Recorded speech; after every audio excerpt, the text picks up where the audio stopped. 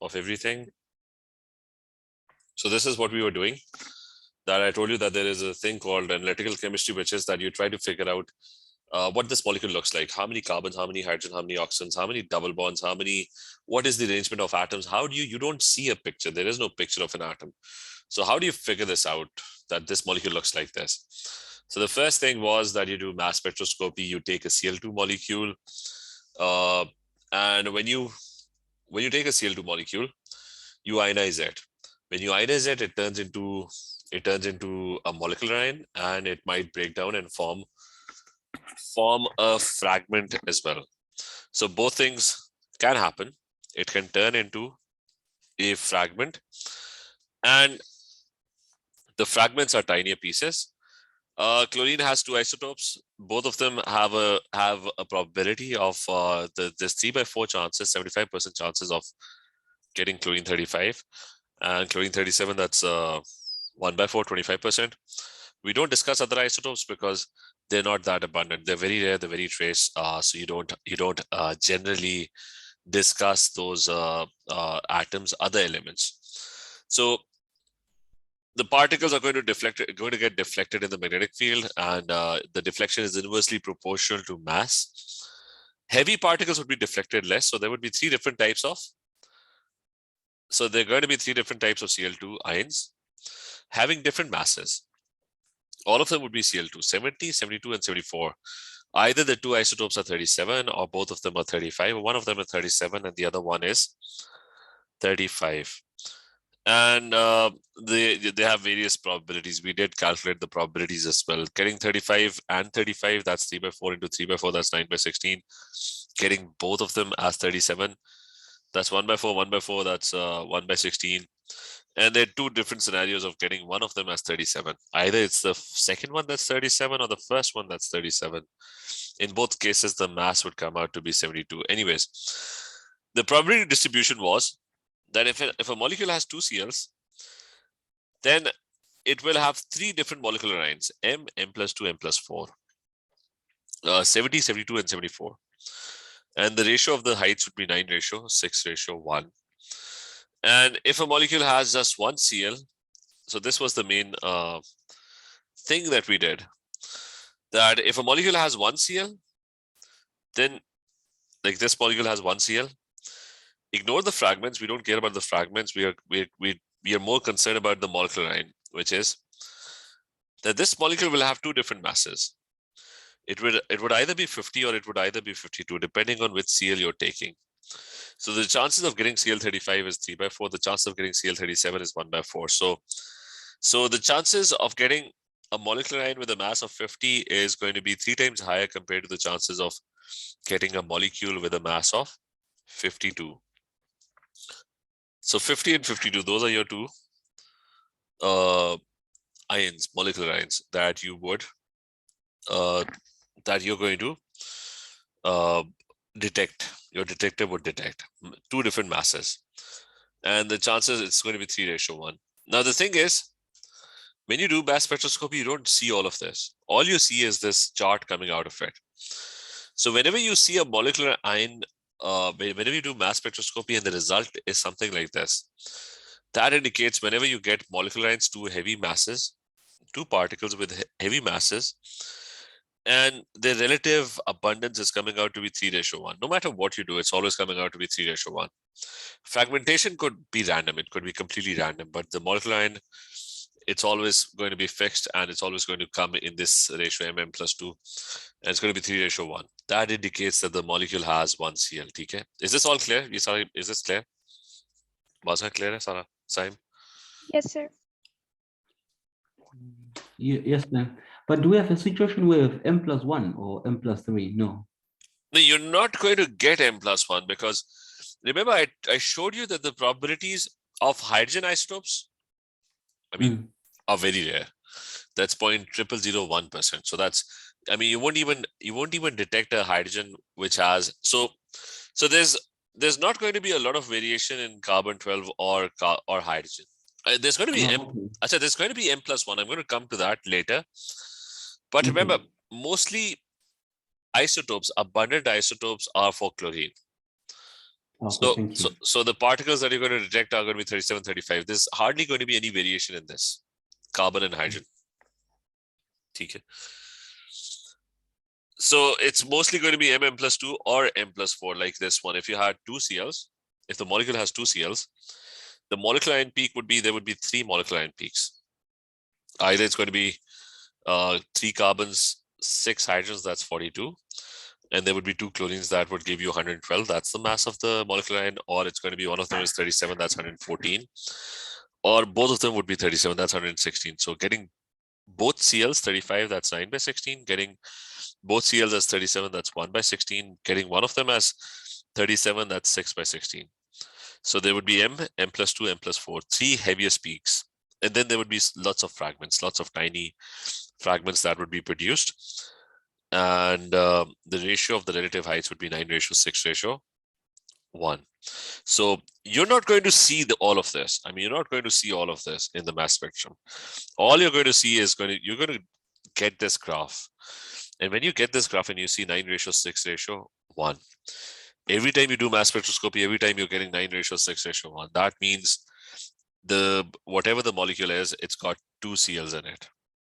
Is that clear? Yes, sir. Yes, sir. And we extended the same thing to bromine. I told you that bromine has 2 isotopes which have equal probability, 1/2 and 1/2, or 50-50%. So when you do it for a Br2 ion, the Br plus 1 would be your fragment. The Br2 is going to have 3 different masses. We did this. Either both of them would be 79, one of them would be 81, or both of them would be 81. So there would be 3. One of them would be heavy, one of them would be light. And we calculated the probability, 79 and 79, that's half into half, that's 1/4. So we did calculate the probabilities and told you that the probabilities are coming out to be, there's going to be particles detected at a mass of 158, at 160, and at 162. Sir, Haji. the way we're saying M plus 2, M plus 4, could we do it like the other way around? Like we could call the heaviest one M and then do M minus 2 and M minus. It's when you do this, the M doesn't mean anything. It's just conventionally speaking. Conventionally speaking, you call the lightest of the molecular ion as the M peak, this one. Okay, it's settled. Okay. I mean, you could do that as well, but I mean, whenever you say something like this, it's like, I mean, what's the acceptable convention? That's this one. Okay. So, as I said, it's going to be 1:2:1. So the point is, if a molecule, like if you do the mass spectrum for a molecule with just 1 Br, then that molecular ion can have 2 different masses. Either it's going to be 79 or it's going to be 81. So the mass of this particle would either be 94 or it would either be 96, but both of them would have equal probability. Getting 79, right, or getting 81. The probability is 1/2 and 1/2. TK, is that clear? Yes, sir. So you're going to detect something at 94, you're going to detect something at 96, but they would have equal probability. So and then there would be lots of fragments. Like this molecule will have lots of tinier fragments. Maybe a carbon breaks off, maybe a CH3 breaks off, maybe there's a carbon and Br fragment. So lots of tiny fragments. Maybe there's a CH3 fragment that breaks off. Maybe there is a CH fragment that is produced. Maybe there's just a carbon that broke off. Maybe there's just a Br, or it might be CHBr that 2 of the hydrogens they break off and this ion is left. So all sorts of random fragmentation would happen and you'll get smaller particles as well. And similarly, what if the molecule has 2 Brs? And you can extend that to 3 Brs, 4 Brs. I mean, the same concept, but for that, the computations would require a computer. I mean, for 4 Brs, the number of combinations would be a lot more. Like all of them are 79, then one of them is 70. So for that, I mean, those questions will not come. I said, but anyways, here's I mean, you can extend this to bromines and chlorines because halogens are one of the most of the organic molecules you study have halogens in them.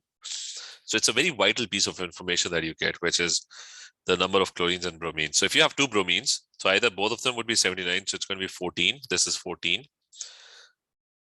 This would be 79 plus 79, or it would be 14 plus 79, and one of them is 81. Or 14 and both of them are 81. So we have already calculated the probabilities, which is 1/4, 2/4, and 1/4. So detecting 172, that's the M, right? This one over here is the M plus 2. And this one over here is the M plus 4 peak. So the relative heights are coming out to be 1:2:1, and then there would be lots of fragments. TK. So is this clear? Yes, sir. I'm going to, there was one question about one chlorine and one bromine. What if a molecule has, let's try and calculate those probabilities quickly. What if a molecule has one, how would the mass spectrum look like? So the molecule has one Cl and it's got one Br as well. Now, there would be two different types of Cl. There's going to be either, so they're going to be two different, you're either going to have 35, right? Or it's going to be 37. The probabilities for 35 are 3/4.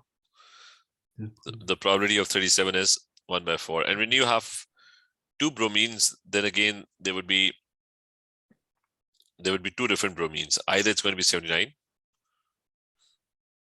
or it's going to be 81. And the chances of getting both of them is equal, half and half, right? 50-50%. So what if a molecule has, I've got a molecule and it's got an H and it's got another H, and there is a Cl and there's a Br. Now, what would the mass spectrum of this molecule look like? There's a carbon.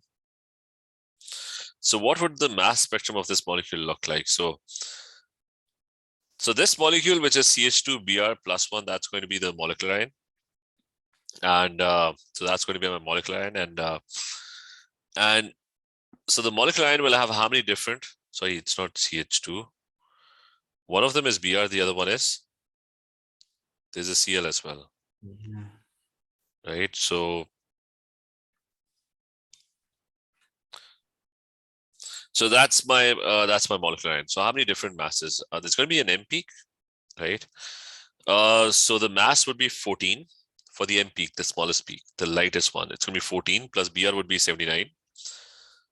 And the chlorine would be 35, right? Can somebody do the math and tell me what's the mass?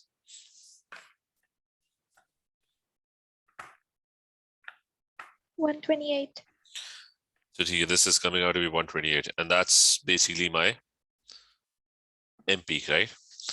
So what's the probability of getting 79 and the chlorine is 35? So there's an and over here. So what's the probability of getting 79? That's 1/2, right? 79, that's 1/2. And 35 is 3/4. So it's 1/2. So it's 1/2 times 3/4, right? So what do you get? You get 3/8. Just, I think it's probably going to be 3/8. Just confirming. 79 is 1/2, 50%, and getting 35 is 3/4. So it's 1/2, and the other one is 3/4. So that's 3/8. That's the probability of getting this one, the M peak. Is that clear? Yes, sir. So what about the next one? So you're going to have an M plus 2 peak, a slightly heavier one. So it's going to be 14 plus 79, and the chlorine could be 37, right? Or it could be the other way around. It could be 14 plus, this one would be the heavier one, 81, and that would be 35. In both cases, you're going to get the same mass, right? So you've got two different scenarios. So the probability would be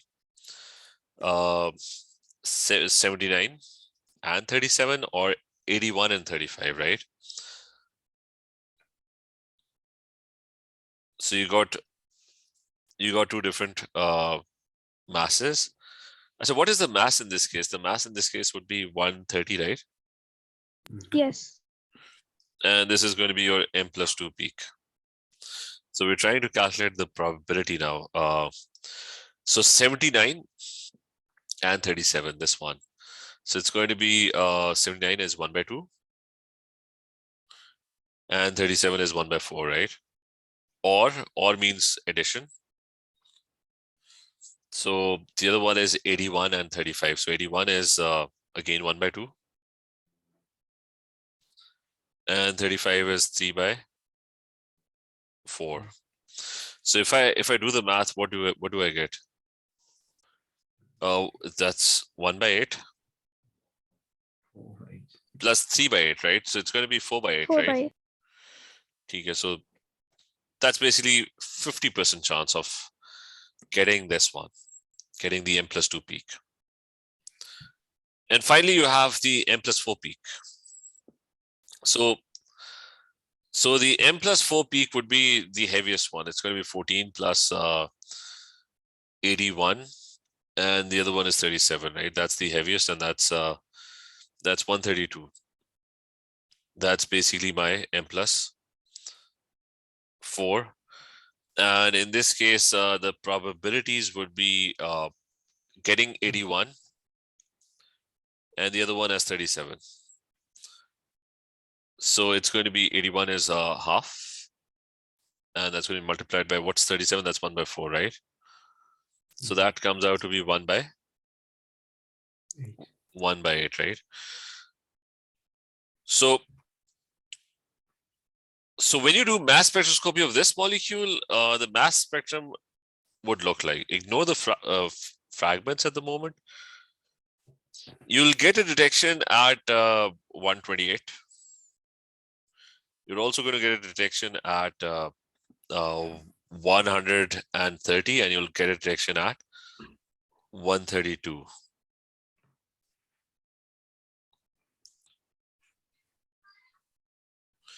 And what would be the relative abundance or the heights of the peaks? It's going to be 128 would be 3. 130 would be 4. And 132 would be the least likely. So it's going to look something like this. It's going to be 3 ratio 4 ratio 1. That's going to be the relative heights of your m+2 and your m+4 peaks. Okay, is that clear? Yes, sir. Yes, sir. So make sure you remember this as well. So if a molecule has 1 Cl, so I'll just add it over here. If a molecule has 1 Cl, then the m+2 and the m+4 peaks would have a relative height ratio of 3 ratio 4 ratio 1. But anyways, you can extend this to any combination of CLs and BR. I mean, all you need is a good computer, because so your question would be relatively simple. This has been asked. This question has been asked. They usually just go for either 1 BR or 2 BRs, or with the other one, which is 1 CL and 2 CLs. And this one has also been asked about if a molecule has 1 CL and 1 BR. So what's the relative heights of the m+2 and m+4 peaks? So is this clear? Sir, couldn't we have like Cl2 and Br2 both in the same molecule as well? We can. Okay, you can try any combinations. Okay, your probability calculations would just increase. Do you get my point? Yes. That would be the same thing, exactly same thing, except that would require a lot more calculations. But anyways, so remember that you have to, and also you have to think about this in reverse. What you'll get is this graph. You look at this graph, you don't know what the molecule looks like. Over here, I told you what the molecule looks like, and then I drew the graph, right? So this thing works in reverse. Like the mass spectrum would give you this. You're going to look at 1:2 ratio 1, m plus 2, m plus 4, and you're going to immediately say that this molecule has 2 BRs. If the ratio comes out to be 1:1, you would immediately know that the molecule has only m and m plus 2 p, that you would immediately know that the molecule has just 1 BR. If it's 9:6:1, that's 2 CLs. If it's just 2 peaks, if it has just 2 mm plus 2 peaks and there's no m plus 4 peak, that means it only has 1 CL and the ratio is 3:1. So that's the first information that you're going to derive from the mass spectrum. And you can obviously extend this to any number of CLs, any number of BRs. Maybe they might ask you about a question about iodine. They haven't yet, but they would give the probability. This one you should know. These 3 examples, you should know all of them. So now moving on, in the same exact way, you can guess the number of carbon atoms. In exactly the same way. So you can get an idea of the number of carbon atoms. I'll just write the summary first, which is that you would need to know the ratio of the m and the m plus 1 in this case. And there's a formula which is if you want to know the number of carbon atoms, all you have to do is it's 100 over 1.1 into the m plus 1 height divided by the m height. I mean, that's the whole summary. This is, but I'll explain everything. Now, carbon has isotopes which are kind of less abundant. Carbon is mostly carbon-12. And the probability of carbon-12 is 98.9%. So pretty much when you see a mass spectrum, when you detect particles, you're basically detecting carbon-12 most of the time. Almost 90, out of every 100 atoms that you see of carbon, 99 of them are carbon-12. There's only one which is carbon-13.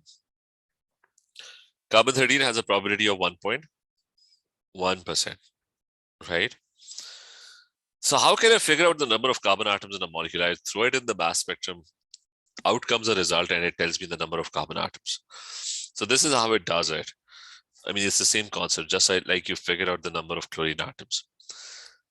Let's say I have a CH4 molecule, it's got 1 carbon atom.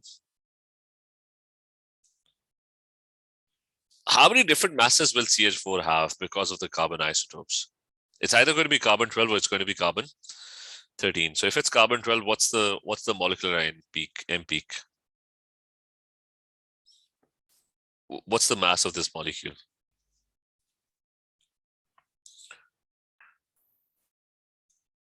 Well, if it's 12, what's the mass? If it's 12, it's going to be 12. It's going to be 12 plus 1 plus 1 plus 1, the hydrogens, right? So it's going to come out to be 16. And the other one, why do you get an M plus 1 peak? The reason you get an M plus 1 peak is that maybe it's carbon-13. If it's carbon-13, it's going to be 12. It's going to be 13. Carbon would be 13 plus 1 plus. So the hydrogens, and this would be 17, right? Is that clear? Yes, sir. So your mass spectrum would kind of look like this. There's going to be a detection at 16. And there's going to be some detection at 17. But what is the probability of getting this one? It's approximately 99%, right? Because there's 99% chances of getting carbon-12. So basically this has a probability of, or relative abundance of 99%. This other one approximately has 1% chance of forming. So in this case, the mass spectrum would look like this. It's going to be carbon-16, and there's going to be a very small chance of getting carbon-17. Is that clear? Yes, sir.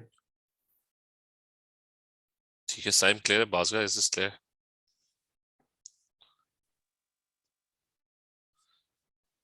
Yes, sir. Acha, so the probability, ठीक है, so the probability is 99:1. In that case, in the previous case, the probability ratios were much higher. So basically, you're not really going to detect 17 that much. It's going to be a very tiny, small peak. Acha, but what's going to happen? What's going to happen is, as the number of carbon atoms in a molecule increases, so this is carbon. I mean, there's only one carbon in this molecule, right? So what if the number of carbon atoms in the molecule increases? What would change? So let's say I have a molecule and the number of carbon atoms are 2. So let's take the example of any molecule which has 2 carbon atoms. Ethane is one example. Ethane, let's do ethane.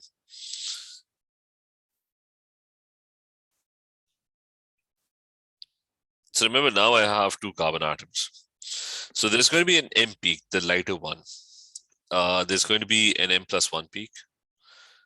And there's also going to be an M+2 peak now. Why? Either both carbons are 12. So it's going to be 12 plus 12 plus, I think 6 hydrogens. So the M peak has a mass of 30, right? Or it could be the M+1. One of them is 13 and the other one is 12. Plus 6 hydrogens, that's 31, right? Or both of them are 13. So it's going to be 13 plus 6 hydrogens, that's 32, right? So you're getting all these masses. So the question now is, what's the chances of getting both of them as 12? Both of them as 12 is 98.9 divided by 100. That's the probability of getting carbon 12. And the other one is also 98.9 divided by 100. So what do you get? Does anyone have a calculator? What do we get for this? 0.978. 0.978. In percentage, that's 98%. Let's round it off to, like in percentage, that's around 98%, right? Is that clear? Yes. So what's the probability of getting the M+1 peak? M+1 would be, it's going to be 98.9 into divided by 100 into 1.1 divided by 100, and I think there would be 2 scenarios. The position would be different, so that just make it 2, or you can add and then it would be the same thing. So what do you get in that case? That would be 2.18%. So approximately, let's round that off to 2%, right? So this third one is kind of irrelevant because it has a very low probability. What's the probability of getting both of them as 13? That's 1.1 over 100 into 1.1 over. So that would have a very low percentage. I mean, what do you get? 1.1 over 100 into 1.1 over 100. 1.2 into 10's power minus 4. And even if you multiply it by 100, what do you get? It's in percentages, that's going to be 0.012. Yeah, so that's almost negligible. I mean, you're not going to detect this 0.012%. So this one is hardly detectable. So we're not going to focus on the M+2 peaks because the probability of actually getting or detecting this particle is very, very low. I mean, your detector will never be able to actually, I mean, you won't even be able to see it on the graph. Is that clear? So we're not interested in the M+2 peak. Is that clear? Yes. But see the difference between the M and M+1 height. When there was carbon 1, the M had a probability of what? 99%. And the M+1 had a probability of 1%. When you had 2 carbons, the M now has a probability of 98%, and the M+1 has a probability of 2%. So do you see a pattern here? What's happening? That the M became shorter in height. I mean, it's relative abundance. The ratio came down from 99:1 to 98:2. What would you expect if a molecule has 3 carbon atoms? I mean, what would be the ratio in the M+1 heights? 97:3.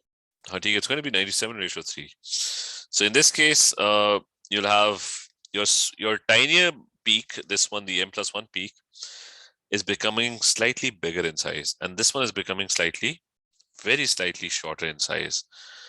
So there's going to be a detection at 30. There's going to be a detection at 31. This is now 98%, and that other one is now 2%. And the trend would continue. I mean, you can do this for 3 carbon atoms very quickly. I mean, I mean, you know what the trend is, but if you do it for 3 carbon atoms, you can try it. It's going to be all 3 coming out to be 12. That's 98.9 into 98.9 into 98.9. That will come out to be something close to 97%. Is that clear? Yes. Okay. Alicia, is this clear? Munir, is this clear, Saim?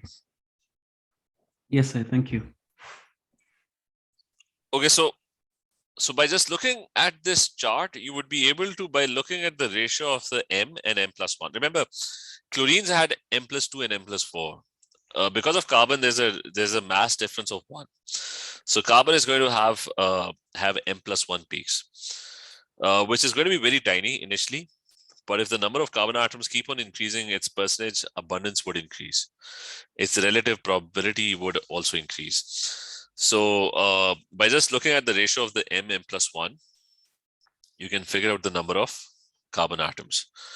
One way to do this is you just apply this formula, because the ratio would not always be given in this form, 99:1. Maybe they gave it in the form of, let's say, I mean, the ratio would be the same one, but the numbers they might use differently. Like 1:2 is the same as 2:4. 1:2 is the same as 30:60, right? So the numbers might change, but the ratio would still be the same. So anyways, you can apply this simple formula and you will be able to figure out the number of carbon atoms. So let's say that the M height was 97% and the M+1 height was 3. How many carbon atoms would it have? 2. For 3. 3. For 2, it's going to be 98:2, right? See, how do you apply this formula? You just plug in these values into this. Like if you try and do this, this is going to be 100 divided by what? 1.1 into what's M+1, that's 3 divided by the M, which is 97. So if you do the math, this should probably come out to be something that's very close to 3. Is that clear? Yes. Yes, sir. So, and also the reason you want this formula is because if they had just told you that it's 97:3, then you don't even need the formula. You just know that it's going to be 3 carbon atoms, but they don't use these numbers. I mean, they would use the same ratio, but the numbers would be different. Is that clear as well? So that's why the formula would be needed. And most of these questions, let me open the questions. Most of these questions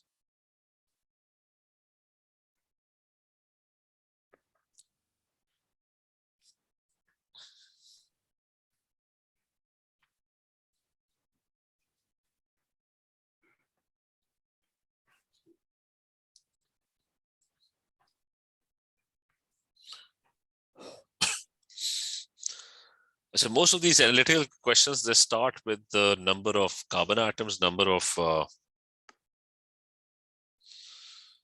just hold on a second. See, the very first statement is the M+1 height. And the ratio is given, that's 0.9:20.4. So how many, he's asking you use the ratio to calculate the number of carbon atoms. Can you do the math over here? It's going to be 100 over 1.1 into the m+1 height, which is 0.9, divided by the m height, which is 20 point, just a second, m+1 over m, right? So 0.9 divided by 20.4. What do we get? 4. Okay, so that would mean you have got 4 carbon atoms. And this has to be a rounded number, because obviously when you do the math, it's not going to be a rounded number. So a lot of those questions would always have this thing. That so a lot of those questions will always have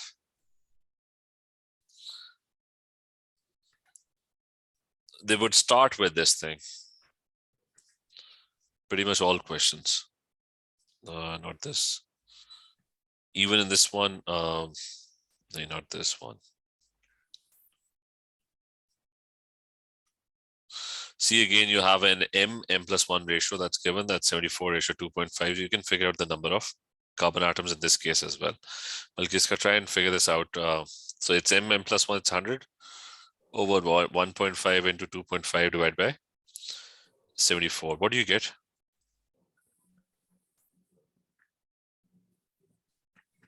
3. So that means it's 3 carbon atoms. TK. Is that clear?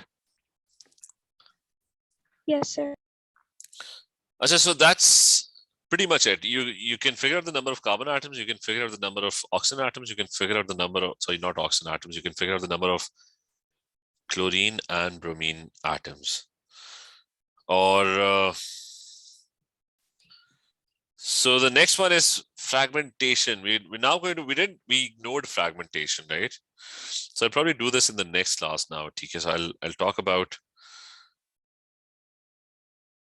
fragmentation. What information can you figure out using? Sir, Haji. I don't get one thing. Like their ratio will be the same, like you said, but they can give us different numbers besides the percentages. So I don't get it. Like for like when you add 98% and 2%, we do get 100% full carbon. So how can you like? No. It's this over here is the number of particles getting detected. Okay. Like you can convert this into probability. Like if you want to convert it into percentage, you can do that. It's going to be 2.5 divided by the whole thing, right? You'll get the percentage. Yeah. Okay. Got it. So let's continue next time. We'll talk about fragmentation, and then we'll talk about NMR as well. Okay, everyone. Allah Hafiz, sir. Take care. Thank you, sir. See you tomorrow. Okay, take care. Okay, bye.